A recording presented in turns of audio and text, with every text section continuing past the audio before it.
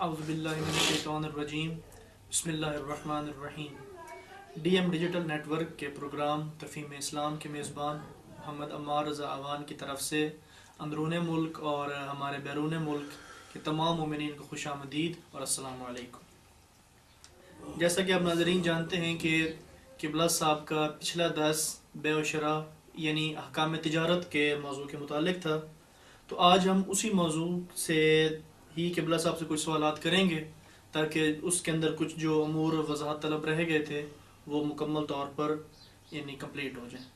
اس لیے ہم قبلہ سے اجازت مانگتے ہیں کہ سوال بسم اللہ۔ قبلہ پہلا سوال یہ ہے کہ کیا خرید و فروخت میں صیغے کا پڑھنا ضروری ہے یا فقط محتاط کافی ہے؟ بسم اللہ الرحمن الرحیم۔ ہر معاملے میں نیت جو ہوتی ہے وہ نیت کرنی تو ضروری ہوتی ہے، لیکن اس کے علاوہ معاملات میں صیغہ بھی جاری کیا جاتا ہے، لیکن فقہائے کرام اور علماء اعظام کا یہ فیصلہ ہے کہ ہر جگہ صیغہ جاری کرنا ضروری نہیں ہوتا۔ جس طرح کہ کوئی بے تو اشترے تو کہ بیچنے والا کہے میں یہ چیز بیچ رہا ہوں تو خریدنے والا کہے اشترے تو، بلکہ معاطات چلتا ہے۔ معاطات کا معنی یہ ہوتا ہے کہ دونوں فریقوں کی نیت ہوتی ہے، بیچنے والا چاہتا ہے کہ وہ مال بیچے، خریدار کے حوالے کرے، خریدار طے کرتا ہے کہ وہ قیمت طے ہوئی ہے وہ بیچنے والے کے حوالے کرے، یعنی دونوں کی رضائے قلبی سے جو معاملہ طے پائے اس کو معاطات کہتے ہیں۔ اور عموماً جو ہے ہماری شریعت میں معاملات میں اور ایک دوسرے کے تعلقات میں یہ معاطات چلتی ہے، صیغے کا جاری کرنا ضروری نہیں ہے۔ لہذا ایک بیع و شراء کرتے وقت خریدنے والا خریدتا ہے، بیچنے والا چیز بیچتا ہے، متعین ہو جاتی ہے یہ چیز بیچی جا رہی ہے، وہ خریدی جا رہی ہے، اس کے بعد وہ مال اس خریدار کے حوالے کر دیتا ہے اور خریدار قیمت ادا کر دیتا ہے۔ جب قبض و اقباض ہو جائے تو بیع لازم ہو جاتی ہے، اسی کا نام معاطات ہے، اور یہ معاملات میں کافی بھی ہے اور وافی بھی۔ قبلہ دوسرا سوال یہ ہے کہ آداب و مستحبات تجارت کیا ہے؟ تجارت ہر کام کا کوئی طریقہ کار ہوتا ہے، کوئی واجبی اجزاء ہوتے ہیں، کوئی مستحبی ہوتے ہیں۔ تو سب سے زیادہ چیز جو ضروری ہے تجارت کے سلسلے میں وہ ہے فقہ، یعنی مسائل تجارت کا جاننا، تاکہ آدمی کو پتہ چل جائے کہ جائز تجارت کون سی ہے اور ناجائز کون سی ہے، مستحب کون سی ہے اور صرف مباح کون سی ہے۔ لہذا چونکہ کاروبار میں سود کا تو اندیشہ بھی ہوتا ہے اور جو چیزیں نہیں بیچی جا سکتی ان کو بھی لوگ بیچنا شروع کر دیتے ہیں، اس لیے مولا کائنات امیر المومنین نے فرمایا الفقہ ثم المتجر، پہلے فقہ کے مسائل یاد کرو پھر کاروبار کرو، ورنہ اگر آدمی مسائل فقہ نہ جانتا ہو تو پھر اندیشہ ہوتا ہے کہ حرام چیزوں کی خرید و فروخت کر بیٹھے، ہو سکتا ہے کہ سودی کاروبار کر بیٹھے، ہو سکتا ہے کہ وہ غلط طریقے پر بیع و شراء کرے۔ اس لیے سب سے زیادہ مقدم چیز یہ ہے کہ آدمی کو تجارت کے مسائل سے آگاہی حاصل ہونی چاہیے تاکہ اس کا کاروبار صحیح طریقے پہ چل سکے اور اس میں کسی قسم کے فعل حرام کا کوئی شائبہ تک باقی نہ رہے۔ دوسری چیز یہ ہے کہ آدمی کو چاہیے کہ معاملہ کرتے وقت سب کے ساتھ مساویانہ سلوک کرے، کسی سے زیادہ نفع لے، کسی سے تھوڑا لے، دوستوں کو نوازنے لگ جائے اور مخالفوں کی کھال اتارنے لگ جائے، یہ آداب اور مستحبات تجارت کے خلاف ہے۔ مناسب نفع مقرر کر لے اور سب کے ساتھ، کوئی اپنا ہے، بیگانہ ہے، یگانہ ہے، دوست ہے، دشمن ہے، سب کے ساتھ مساویانہ سلوک کرنا چاہیے، یہ دوسرا مستحب اور دوسرا ادب ہے۔ تیسرا یہ ہے کہ کمینہ فطرت لوگوں سے جو بات بات پہ جھگڑتے ہیں، لڑتے ہیں، اور مار کٹائی پہ اتر آتے ہیں، ایسے لوگوں سے معاملہ نہیں کرنا چاہیے۔ اور جو لوگ امراض مزمنہ میں مبتلا ہوں، ایسے متعدد بیماریاں کہ جن سی بیماری دوسرے تک بھی پہنچ جاتی ہے اور لوگ ان سے نفرت کرتے ہیں، ایسے لوگوں سے بھی معاملہ کرنے میں اجتناب کرنا چاہیے۔ اور تیسرا ادب، چوتھا یہ ہے کہ معاملہ کرنے میں آدمی جو ہے اس کو ذرا احتیاط سے کام لینا چاہیے، کیونکہ بعض اوقات لوگ ایسا کرتے ہیں کہ پہلے مول جو ہے اس کا بہت آسمان تک پہنچا دیتے ہیں، ریت کرنے پہ آتے ہیں تو زمین پہ اتر آتے ہیں۔ آدمی کو چاہیے کہ معاملے میں کھڑا ہونا چاہیے، مناسب دام بیان کرے اور مناسب داموں پہ فروخت کرے۔ یہ اونچ نیچ جو ہے یہ شرعاً شرافت کے خلاف ہے اور آداب تجارت کے منافی ہے۔ تیسرا سوال یہ ہے کہ مکروہات تجارت کیا کیا ہے؟ مستحبات کے معلوم کرنے سے مکروہات تجارت کا بھی کوئی اندازہ ہو جاتا ہے۔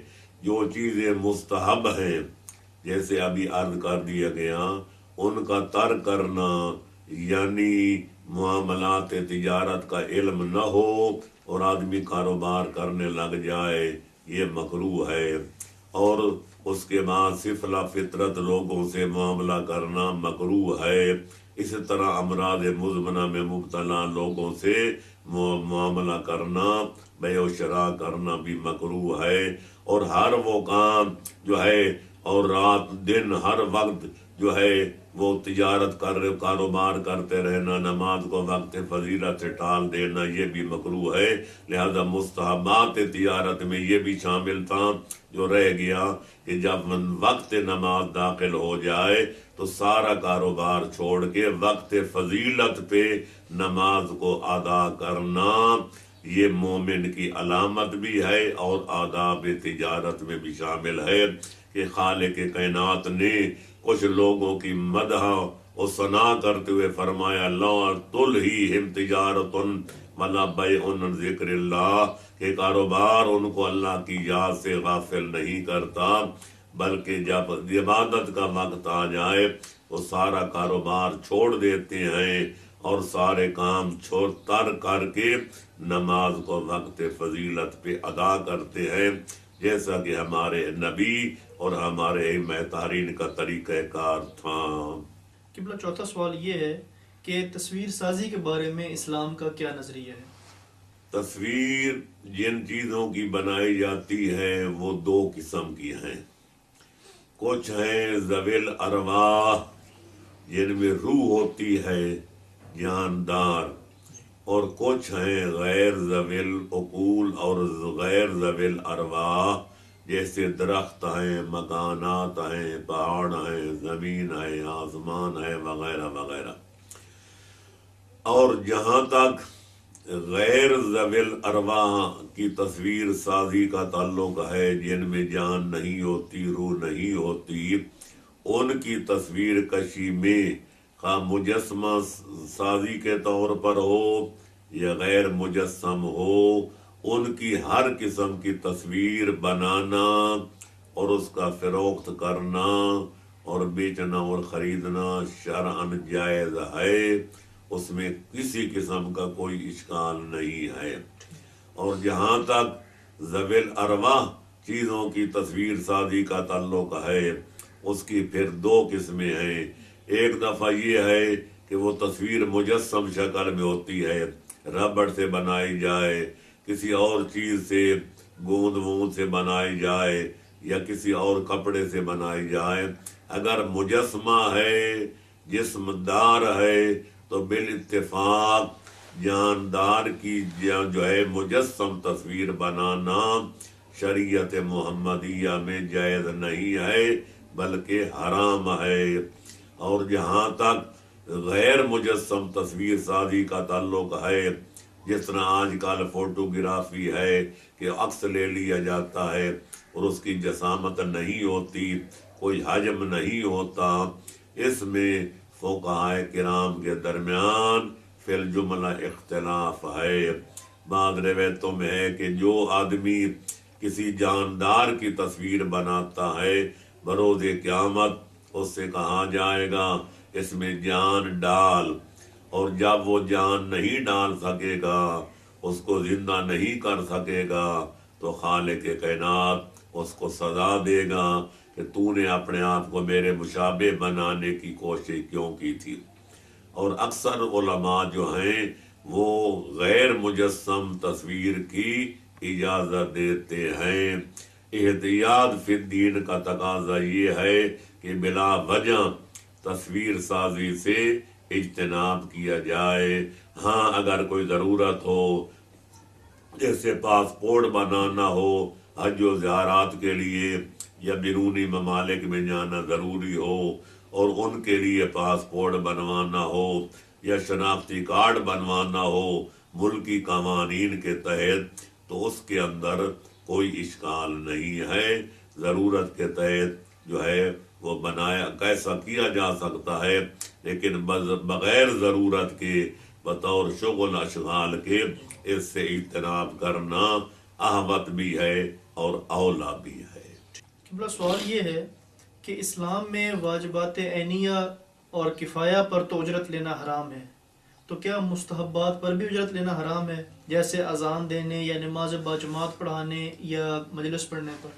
اگرچہ مشہور یہی ہے کہ واجبات عینی ہوں جس طرح نماز، روزہ، زکوٰۃ وغیرہ، ان کی ادائیگی پر اجرت لینا، یا واجبات کفائی ہوں جیسے میت کو غسل دینا، مسلمان کی نماز جنازہ پڑھانا، اس کی قبر کا کھودنا، دفن کفن وغیرہ وغیرہ، اگرچہ مشہور یہی ہے کہ واجبات پر اجرت طے کر کے لینا حرام ہے، اس کا مطلب یہ ہوا کہ مستحبات پر جائز ہے، لیکن بعض علماء اعلام نے بعض معصومین کی طرف منسوب روایتوں کی بنا پر یہ کہا ہے کہ مستحبات پر بھی اجرت طے کر کے لینا جائز نہیں ہے، جیسا کہ ہماری کتب اربع میں سے ملا یحضر الفقیہ میں جناب امیر المومنین علیہ افضل التحیت و تسلیم کا یہ فرمان موجود ہے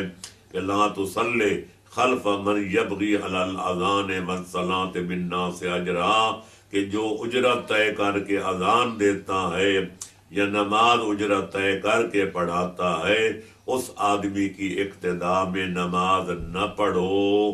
اس کا مطلب یہ ہے کہ یہ چیز عدالت کے منافی ہے۔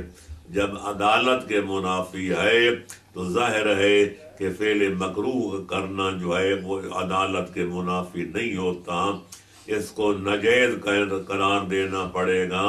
اجرت طے کر کے نماز پڑھانا یا اذان دینا، تبھی تو اس کے پیچھے نماز جائز نہیں ہے۔ لہذا تحقیقی قول یہی ہے کہ مستحبات شرعیہ پر بھی اجرت طے کر کے وہ مستحب کام انجام دینا شرعاً جائز نہیں ہے۔ لہذا اب سوال پیدا ہوتا ہے کہ پیش نماز کی اجرت نہ دی جائے تو کس طرح پیش نمازی کرے گا، کس طرح وہ بچہ اپنا نمازیں پڑھائے گا جبکہ اور کوئی کام نہیں کر سکتا، یا ایک مدرس ہے اس کو تدریس پر اجرت نہ دی جائے تو کیسے پڑھنے پڑھانے کا وہ سلسلہ جاری رکھ سکے گا، مؤذن کو اگر اجرت نہ دی جائے۔ تو ان سارے سوالوں کا جواب یہ ہے کہ اگر اسلامی حکومت ہو تو یہ سارے انتظامات بیت المال سے کیے جاتے ہیں۔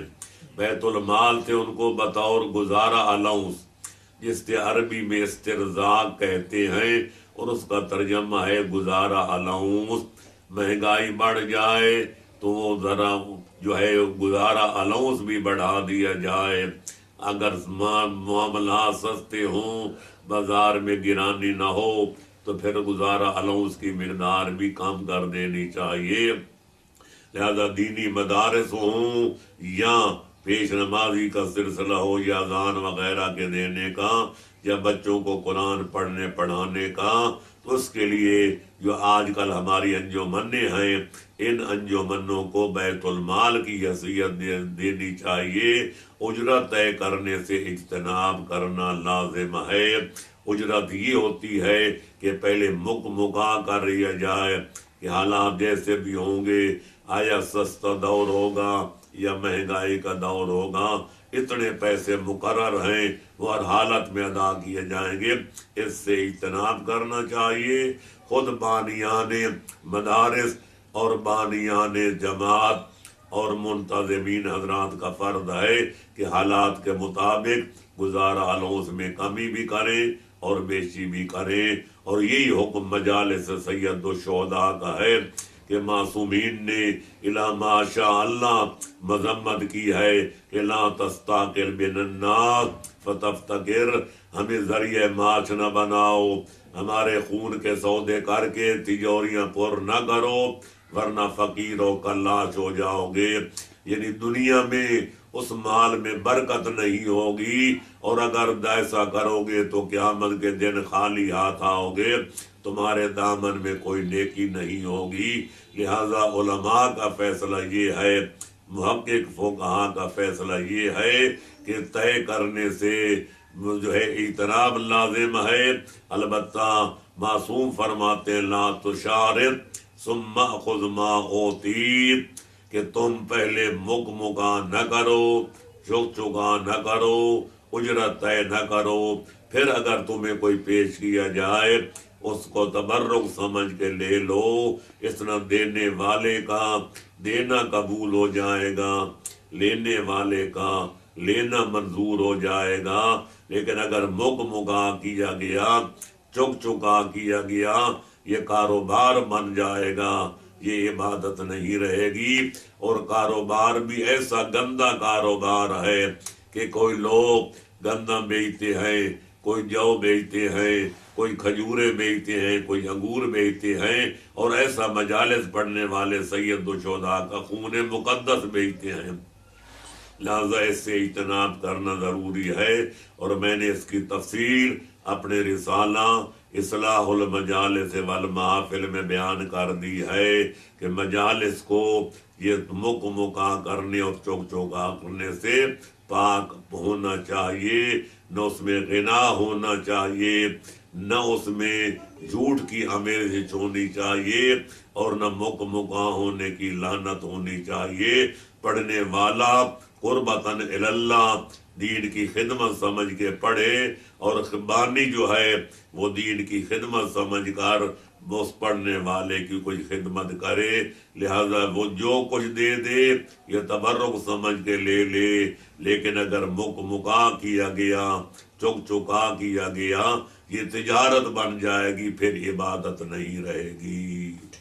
قبلہ اگلا سوال یہ ہے کہ یہ تو واضح ہے کہ جادو کر کے روزی کمانا حرام ہے، لیکن جادو کی تاثیر کہاں تک ہے؟ کیا اس سے کسی کی موت واقع ہو سکتی ہے؟ بسم اللہ الرحمن الرحیم۔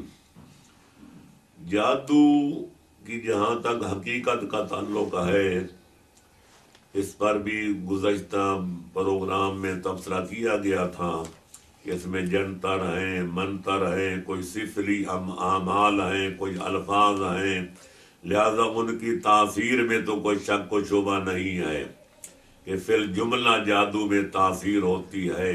لیکن پہلی بات تو یہ ہے کہ اکثر بیشتر جادو کا اثر ان لوگوں پہ ہوتا ہے جو ڈھل مل یقین ہوتے ہیں، جن کا خالق کائنات پر اعتماد پختہ نہیں ہوتا۔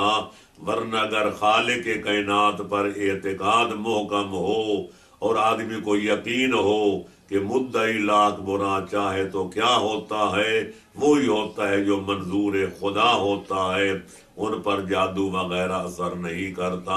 اس لیے خالق فرماتے ہیں لا یفلح الساحر حیث اتی، کہ جادوگر جہاں سے بھی آئے، جدھر سے بھی آئے، جس طرح آئے، اللہ اس کو کبھی کامیاب و کامران نہیں کرتا۔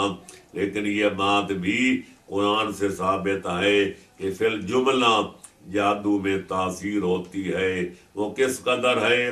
قرآن مجید نے خود خبر دی کہ ہاروت و ماروت کے اتارنے سے پہلے جادوگران دور ایسا جادو کرتے تھے کہ یفرقون بین المرء وزوجہ، قرآن مجید کے اندر ہے کہ وہ میاں بیوی میں جدائی ڈال دیتے تھے یا دو دشمنوں میں دوستی پیدا کر دیتے تھے. تو اس کا اثر زیادہ سے زیادہ باہمی دشمنی تک ہوتا ہے یا باہمی محبت تک ہوتا ہے. دو دشمنوں کو دوست بنایا جا سکتا ہے، دو دوستوں کو جدا کیا جا سکتا ہے، لیکن جہاں تک موت کا تعلق ہے کہ جادوگر کسی پر جادو کرے اور اس کی زندگی کا جو ہے وہ رشتہ قطع ہو جائے، یہ آدمی پر جادو کرے اور اس کا تمام کاروبار ٹھپ ہو جائے کہ وہ موت کے منہ میں چلا جائے، اس حد تک اللہ نے کسی شے میں تاثیر نہیں رکھی. اللہ ہی محیی ہے، اللہ ہی ممیت ہے، اللہ ہی مسبب الاسباب ہے. لہذا پہلی بات تو یہ ہے کہ اس کا اثر جو ہے وہ ڈھیل مل یقین لوگوں پہ ہوتا ہے اور وہ بھی عداوت اور دوستی تک محدود رہتا ہے. لیکن یہ کہنا کہ جادو کرنے سے آدمی کی موت واقع ہو جاتی ہے یا ناقابل تلافی اتنا نقصان پہنچتا ہے کہ اس کی دنیا میں تلافی نہیں ہو سکتی، اس حد تک جانا شریعت محمدیہ کی روح سے ثابت نہیں ہے. اور نہ کسی اور آدمی کو اللہ کے سوا مؤثر فی الکائنات ماننا چاہیے. لہذا جادوگر جو ہے بقول امیر المومنین اور امام المتقین فرمایا الکاہن کل ساحر والساحر کل کافر والکافر فی النار. جو خوابی خبریں دیتے ہیں وہ مثل جادوگر کے ہیں اور جادوگر مثل کافر کے ہے اور کافر جہنم میں جائے گا. جیسا کہ نہج البلاغہ میں مولا کا یہ فرمان موجود ہے. لہذا جادو کرنے والا جادو کو حلال سمجھ کے کرتا ہے تو وہ کافر باللہ ہے، اور اگر گناہ سمجھ کے کرتا ہے تو گناہگار ہے. بہرحال اس کے گناہ کبیرہ ہونے میں کوئی شک و شبہ نہیں ہے. قبلہ سوال یہ ہے کہ بے صرف یعنی سونے اور چاندی کی خرید و فروخت کے کیا احکام ہیں، اور آج کل جو معاملہ چل رہا ہے اس کے بارے میں کیا حکم ہے؟ سونے اور چاندی کی خرید و فروخت کے بارے میں شریعت مقدسہ کا حکم یہ ہے، اگرچہ چاندی میں فرق ہوتا ہے، سونے میں فرق ہوتا ہے، لیکن سونا اگر سونے سے بیچا جائے، خرید و فروخت کی جائے تو دونوں کی مقدار ایک جیسی ہونی چاہیے. مقدار میں کمی بیشی جائز نہیں ہے. اگرچہ بیچے جانے والا سونا زیادہ قیمتی ہو اور جو قیمت میں وصول کیا جا رہا ہے اس کی قیمت بازار میں کم ہو، لیکن اس کا نام بھی سونا ہے، اس کا نام بھی سونا ہے، اس میں کمی بیشی کی گئی تو سود بن جائے گا. اس طرح چاندی کی بھی قسمیں ہیں، دونوں قسم بیچی جانے والی اور خریدی جانے والی. آیا قیمت میں ادا کی جانے والی چاندی ایک قسم کی ہو یا کم و بیش اس میں کمی بیشی تو ہو، دونوں کا وزن برابر ہونا چاہیے. اگر چاندی بدلے چاندی کے ہے تو دونوں کا وزن مساوی ہونا چاہیے. سونا سونے کے بدلے ہے تو دونوں کا وزن برابر ہونا چاہیے. اگر کمی بیشی کی گئی تو سود بن جائے گا. ہاں البتہ سونا بیچا جائے تو چاندی قیمت میں لی جائے یا چاندی فروخت کی جائے اور قیمت میں سونا وصول کیا جائے تو اس صورت میں کمی بیشی یقیناً جائز ہے، کیونکہ سونے کی قیمت اور ہوتی ہے تو چاندی کی قیمت اور ہوتی ہے. اس کو برابر فروخت نہیں کیا جا سکتا کہ ایک تولہ سونا ہو تو اس کی قیمت 1 تولہ چاندی ہو، یا چاندی بیچی جائے 1 تولہ تو قیمت میں سونا جو ہے 1 تولہ لیا جائے. ایسا نہیں، یہاں کمی بیشی یقیناً جائز ہے. قبلہ پھلوں کی خرید و فروخت کے بارے میں شریعت کا کیا حکم ہے؟ بسم اللہ الرحمن الرحیم. پھل جس طرح کھجوریں ہوتی ہیں کھجوروں پر، اور انگور ہوتے ہیں انگوروں کی بیل پر، باقی پھل بھی طرح انار ہیں، آم ہیں، وغیرہ وغیرہ، اگر ان کو اس وقت بیچا جائے، کھجوروں کا باغ کا سودا کیا جائے جس میں کینو ہیں یا کھجوریں ہیں یا آم ہیں یا انار ہیں وغیرہ وغیرہ، جب تک ابھی پھل نہ لگا ہو، ایک دفعہ یہ ہے کہ پھل لگ چکا ہے لیکن ابھی اس کا رنگ جو ہے پختہ نہیں ہوا، اور تیسری صورت یہ ہے کہ اس وقت ان کا معاملہ کیا جائے جب پھل بھی لگ چکا ہو تو رنگ بھی پکڑ چکا ہو، پیلا نیلا جو ہونا ہے وہ ہو چکا ہو، تو تینوں کے حکام الگ الگ ہیں۔ ابھی پھل نہیں لگا، موسم بھی اس کے لگنے کا نہیں آیا کہ آدمی اس کا سودا کرتا ہے، یہ باغ اتنے لاکھ میں ہوگا، یہ اتنے ہزار میں ہوگا، یہ کھجوروں کا جھنڈ جو ہے ان کے میں اتنے پیسے لوں گا، وہ کہتے اتنے دوں گا، تو یہ جائز نہیں ہے مگر ضمیمے کے ساتھ، کہ جب وہ باغ کا سودا کیا جائے یا کھجوروں کا یا انگوروں کا، تو اس کے ساتھ کوئی ضمیمہ، کوئی گائے، کوئی بھینس، کوئی بھیڑ، کوئی بکری، کوئی کپڑا، کوئی چیز ایسی ہونی چاہیے کہ اگر خدا نخواستہ پھل نہ لگے تو قیمت جو ہے وہ ضمیمے کی قیمت قرار پائے۔ ضمیمے کے بغیر پھل لگنے سے پہلے اس کی خرید و فروخت جائز نہیں ہے، اور اگر پھل لگ چکا ہے، بور لگ چکا ہے، اب پھلنے کے آثار نمودار ہو چکے ہیں، چھوٹا چھوٹا دانہ بھی بندنا شروع ہو گیا ہے، لیکن بدو صلاح کہتے ہیں کہ جب لال ہو جائے، پیلا ہو جائے، پختہ ہو جائے، ابھی پختہ نہیں ہوا، اس نے رنگ روپ بھی نہیں پکڑا، اس دوران میں اگر کھجوروں کا یا باغ کا سودا کیا جائے تو اس کی شرط بھی یہی ہے کہ کوئی ضمیمہ ساتھ شامل کیا جائے، لیکن اگر وہ پھل ماشاءاللہ لگ چکا ہے کہ رنگ بھی پکڑ چکا ہے کہ دانہ پختہ بھی ہو گیا ہے، تو پھر بغیر ضمیمے کے 1 سال کے لیے ہو یا کئی سالوں کے لیے اس کی خرید بھی جائز ہے، اس کی فروخت بھی جائز ہے، اور اس معاملے میں قطعاً کوئی اشکال نہیں ہے۔ اس کا خیال رکھنا ضروری ہے۔ عام تو لوگ جو ہیں ان چیزوں کی پرواہ نہیں کرتے، باغوں کے سودے کر دیتے ہیں، ابھی پھل لگا ہی نہیں ہوتا، بور بھی نہیں لگا ہوتا، تو اس معاملے سے اجتناب کرنا ضروری ہے۔ اگلا سوال یہ ہے کہ کچھ سود کی وضاحت فرما دیں، اور آج کل جو موجودہ بینکاری کا نظام چل رہا ہے اس کے بارے میں شریعت کا کیا حکم ہے؟ بسم اللہ الرحمن الرحیم۔ سود کے بارے میں نے پچھلے پروگرام میں عرض کیا تھا کہ سود کی حرمت کی سب سے بڑی وجہ یہ ہے کہ اس میں ایک مسلمان کی ضرورت سے ناجائز فائدہ اٹھاتے ہوئے قرضہ دینے والا سود لیتا ہے، اور یہ انسانی ہمدردی کے خلاف ہے، اسلامی مروت کے خلاف ہے، اسلام کے مزاج کے خلاف ہے۔ لیکن یہ بینک جو پیسہ دیتا ہے بقول آغا برو جردی آل اللہ مقامہ، ان پولے کے بانک با مردم می دہد چون برائے تشویق است و ضرر ان ہم بکسے نمی رسد در گرفتن ان اشکال نیت۔ مجموع المسائل آغا برو جردی آل اللہ مقامہ فی فرادیس الجنان۔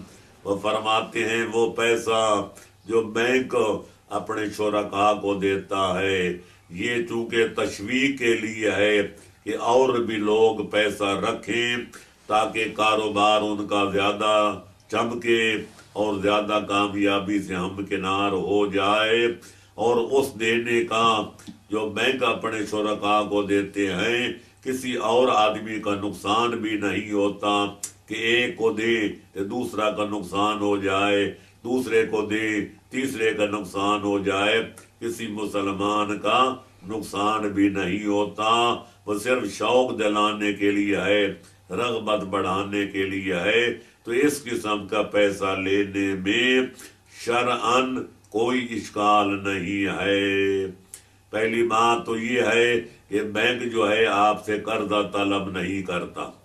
नंबर 2, आप अपनी हिफाजत के लिए पैसा महफूज रखने के लिए रखते हैं। दूसरा ये है कि वो बैंक गरीब भी नहीं है कि आप उसकी गुर्बत से, उसकी ज़रूरत से नाजायज़ फ़ायदा उठाएं। वो बात भी यहाँ सादिक नहीं आती, बल्कि आप लोग उसमें बैंक में पैसा रखते हैं, वो कारोबार करता है, लाखों करोड़ों कमाता है, उसमें से चंद पैसे अपने शुरका को दे देता है। इस पर अगर जो उसको सूद कहा जाता है, सूद का माना फारसी में इजाफा, तो ज़ियां का माना है नुकसान, लेकिन वो उसको सूद भी कहते हैं। लेकिन शरई नुक्ता नज़र से ये बैंक वाला माल जो वो शुरका को देते हैं, वो शरई सूद कहलाने का रवादार नहीं और हकदार नहीं, और उस पर सूद का इतलाक होना साबित नहीं।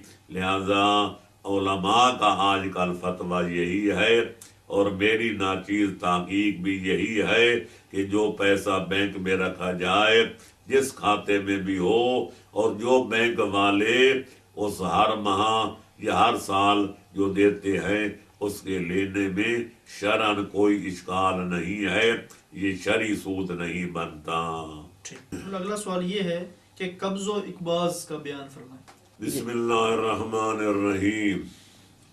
कब्ज़ो इकबाज यानी जब मामला बाय और मुश्तरी, बेचने वाला और खरीदार जब शरायत के मुताबिक मामला कर ले, बेचने वाला कहे मैं ये चीज बेच रहा हूँ, खरीदने वाला तय कर ले मैं इतने पैसे में खरीद रहा हूँ, तो मामला पुख्ता तब होता है कि जब बाय बेचने वाला वो माल खरीदार के हवाले कर दे, तो खरीदार उसकी कीमत बेचने वाले के हवाले कर दे। इसको कहते हैं कब्ज़ो इकबाल, कब्जा देना और कब्जा लेना। लिहाजा जब तक सिर्फ मामला हुआ है, कब्ज़ो इकबाल नहीं हुआ, दोनों को हक पहुंचता है कि मामले को तोड़ दे, मामला पुख्ता नहीं होता। लिहाजा जब तक कब्ज़ो इकबाल न हो जाए, शरअन मामला पुख्ता नहीं होता। तो लिहाजा मामले को पुख्ता बनाने के लिए, और खरीदार अगर चाहता है कि खरीद कर आगे उसको माल को फरोख्त करे, तो उसका माल का अपने कब्जे में लेना जरूरी है। जब तक अपने कब्जे में नहीं लेगा, आगे उस माल को फरोख्त तो नहीं कर सकता।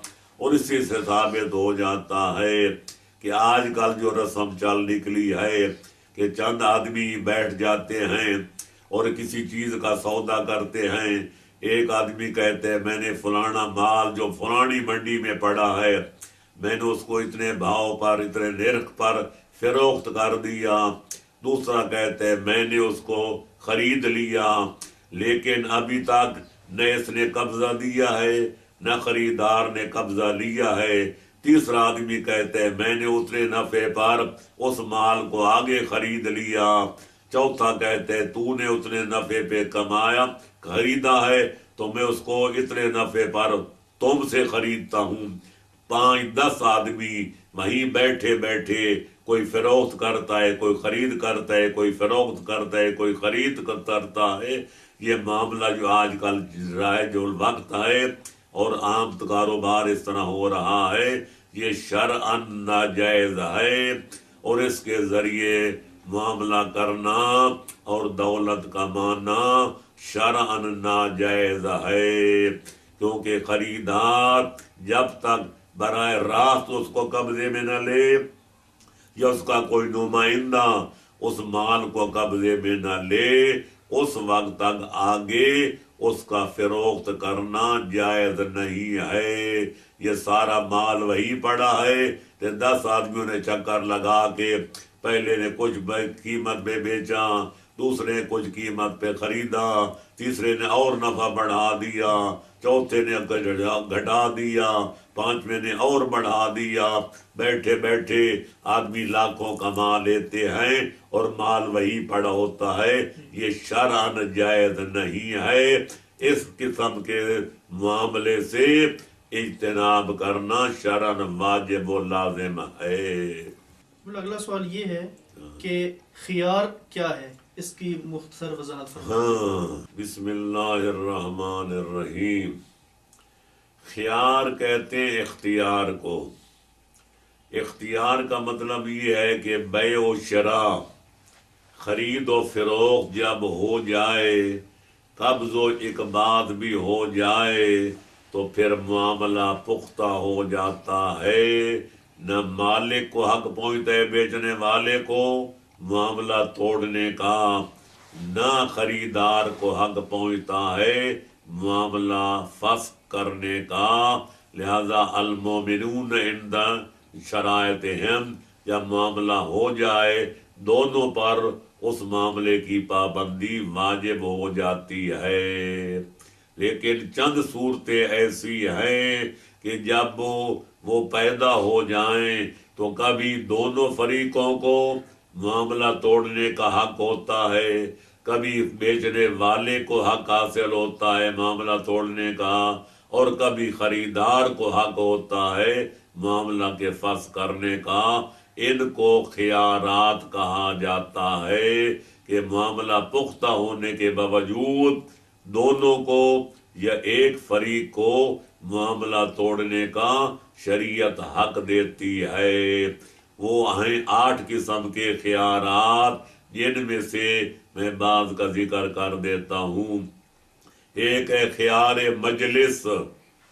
خیار مجلس کا مطلب یہ ہے کہ جب جس بزم میں، جس بیٹھک میں انہیں معاملہ کیا تھا، بیچنے والے نے مال بیچا اور خریدنے والے نے خریدا، جب تک دونوں فریق اسی جگہ پر بیٹھے ہیں، خواہ قبض و اقباض بھی ہو جائے، صیغہ بیع و شراء بھی جاری ہو جائے، جب تک وہ جگہ سے اٹھ کر ادھر ادھر نہ چلے جائیں، ان کو معاملہ توڑنے کا حق حاصل ہے۔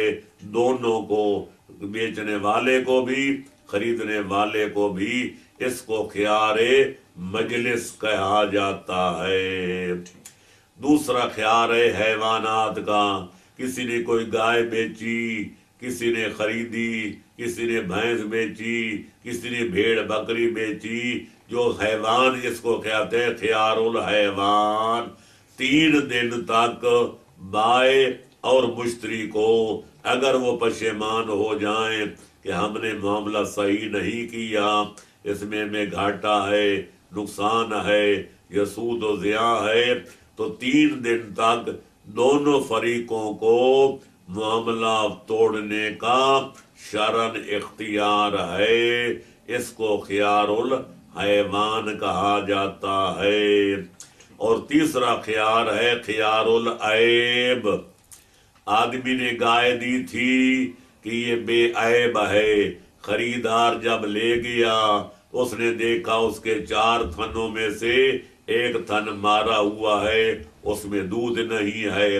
یہ اس نے قیمت ادا کی تھی، وہ قیمت میں کوئی نقص ہے، تو جب عیب نکل آئے جس مال میں ہو، اگر بیچنے والے کے مال میں ہو تو خریدار کو معاملہ توڑنے کا حق ہے، اور اگر قیمت عیب دار ہو تو پھر جو ہے بائع کو، فروخت کرنے والے کو معاملہ توڑنے کا حق حاصل ہے۔ اس کو خیار عیب کہا جاتا ہے۔ اس قسم کے چند ایسے ہیں کہ حالات کہ جن میں دونوں فریقوں کو یا ایک فریق کو معاملہ توڑنے کا حق حاصل ہے، ان کو خیارات کہا جاتا ہے۔ جہاں شریعت محمدیہ نے احکام بیع و شراء کے بیان کیے ہیں، وہاں خیارات بھی دیے ہیں کہ کہ کوئی فریق اگر پشیمان ہو جائے اور یہ وجوہ پائے جائیں، یہ علل و اسباب پائے جائیں تو معاملے کو توڑا بھی جا سکتا ہے۔ کوئی یہ نوشتہ لوح محفوظ نہیں ہے کہ جس میں تغیر تبدل کرنا جائز نہ ہو۔ البتہ اگر 8 خیارات میں سے کوئی بھی نہ پایا جائے تو پھر بھی باوجود اس کے کہ کوئی خیار نہیں پایا جاتا، نہ عیب ہے نہ کوئی اور بات ہے، لیکن ایک فریق معاملہ توڑنا چاہتا ہو کسی وجہ سے، تو دوسرے کے لیے مستحب یہ ہے کہ اس کی خواہش کا احترام کرتے ہوئے معاملے کو توڑ دے۔ لہذا ڈٹ جانا کہ اب زمین و آسمان کے زاویے بدل جائیں، کائنات کی ہر شے تبدیل ہو جائے، میں معاملہ نہیں توڑوں گا، یہ شرافت کے خلاف ہے، اسلامی مروت کے خلاف ہے۔ اگر کوئی آدمی کسی وجہ سے پشیمان ہو جائے تو دوسرے فریق کو اس کی خواہش کا احترام کرتے ہوئے معاملہ توڑ دینا چاہیے۔ یہ اخلاقی مروت ہے، اسلامی مساوات ہے، مواسات ہے، انسانی ہمدردی کا تقاضا یہی ہے کہ خیال خاطر احباب چاہیے ہر دم، انیس ٹھیس نہ لگ جائے آبگینوں کو۔ قبلہ آخری سوال یہ ہے کہ آج کل انسانی اعضاء کی خرید و فروخت کا سلسلہ چل نکلا ہے، جیسے گردے بیچنا یا خریدنا، اس کے بارے میں شریعت کا کیا حکم ہے؟ بسم اللہ الرحمن الرحیم۔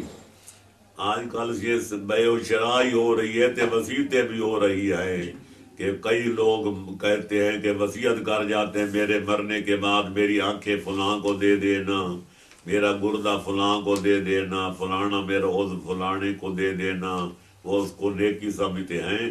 تو گزارش یہ ہے، یہ مسئلہ اگرچہ فقہائے عصر کے درمیان معرکۃ الآراء ہے، پچھلے دنوں کئی مہینوں تک بلکہ کئی سالوں سے مصر میں یہ مسئلہ حل طلب تھا، وہاں کے علماء ازہر یونیورسٹی کے تحقیق کر رہے تھے، لیکن ہمارے ہاں یہ مسئلہ بالکل آسان ہے، اس لیے کہ خالق کائنات نے ہمیں یہ آزادی ہے، ان کا مالک حقیقی خالق کائنات ہے، اس نے ہمیں یہ آزادی ہے، استعمال کر سکتے ہیں، ہم آنکھوں سے دیکھ سکتے ہیں، زبان سے بول سکتے ہیں، کانوں سے سن سکتے ہیں، دل کی حرکت سے زندہ رہ سکتے ہیں، لیکن یہ اعضاء ہماری ملکیت نہیں ہیں۔ جب ملکیت نہیں ہے تو بیچا اس چیز کو جاتا ہے جو ملکیت میں شامل ہو، وصیت اس چیز کی جاتی ہے جس کا آدمی مالک ہو۔ جب ہم ان کے مالک نہیں تو ان کو بیچ بھی نہیں سکتے، جب ان اعضاء کے ہم مالک نہیں تو ان کی وصیت بھی نہیں کر سکتے، لہذا ہم صرف ان کو اپنے استعمال میں لا سکتے ہیں، لیکن ہمیں نہ بیچنے کا حق ہے، نہ خریدنے کا حق ہے، نہ وصیت کر جانے کا حق ہے کہ ہمارے مرنے کے بعد ہمارے اعضاء فلاں فلاں کو دے دینا یا فلانے رفائی ادارے کے حوالے کر دینا۔ یہ کوئی نیکی نہیں ہے اور یہ کوئی عبادت نہیں ہے، بلکہ آدمی کو چاہیے جب تک زندہ ہے ان اعضاء کو جو اللہ کا عطیہ ہیں، اللہ کا ہدیہ ہیں، اللہ کی عطا ہیں، ان سے فائدہ اٹھائے، اور جب زندگی کی بازی ہار جائے تو پھر ہر چیز خالق کائنات کے حوالے کر دے، اس کو نہ بیچنے کا اختیار ہے نہ وصیت کرنے کا کوئی اختیار ہے۔ للہ ما فی السماوات و ما فی الارض، جو کچھ زمین میں ہے، جو کچھ آسمان میں ہے، جو کچھ ان کے درمیان میں ہے، سب کا مالک وہی ہے جو سب کا خالق ہے۔ در حقیقت مالک ہر شے خدا، ان امانت چند روزہ پیش معاف، ہم امین ہیں اللہ کی امانت کے۔ امین وہ ہوتا ہے جو امانت میں خیانت نہ کرے، لہذا اگر ہم ان کو بیچیں گے تو امانت میں خیانت ہوگی، خریدیں گے تو امانت میں خیانت ہوگی، ان کی کوئی وصیت کر جائیں گے تو امانت میں خیانت ہوگی۔ لہذا ہمارا فرض ہے کہ اللہ نے جو نعمتیں ہمیں دی ہیں ان کو اپنے استعمال میں لائیں، اور جب ہماری زندگی کا چراغ گول ہونے لگے تو سب کچھ اللہ کے حوالے کر دیں۔ انا للہ و انا الیہ راجعون، ہم اللہ کا مال ہیں، اللہ کی طرف سے آ رہے ہیں، اللہ کی طرف جا رہے ہیں۔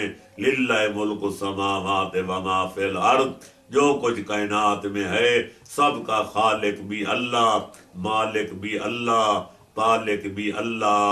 ہمارے پاس صرف امانت ہے، امانت میں مالک کی منشا کے خلاف کوئی آدمی تصور کرے تو امانت میں خیانت سمجھا جاتا ہے۔ لہذا ہمیں امانت میں خیانت کرنے کا شرعاً کوئی حق حاصل نہیں ہے۔ وآخر دعوانا ان الحمد للہ رب العالمین۔ یہاں پر ہمارے آج کے پروگرام جو کہ احکام تجارت یعنی بیع و شراء کے متعلق تھا اس کا اختتام ہوتا ہے۔ اللہ تعالی ہم سب کو اپنی زندگی شریعت کے اصولوں کے مطابق بسر کرنے کی توفیق عطا فرمائے۔ امید ہے ناظرین کو ہمارا آج کا پروگرام بھی پسند آیا ہوگا۔ اب اپنے میزبان محمد عمار رضا کو اجازت دیجیے۔ اللہ حافظ۔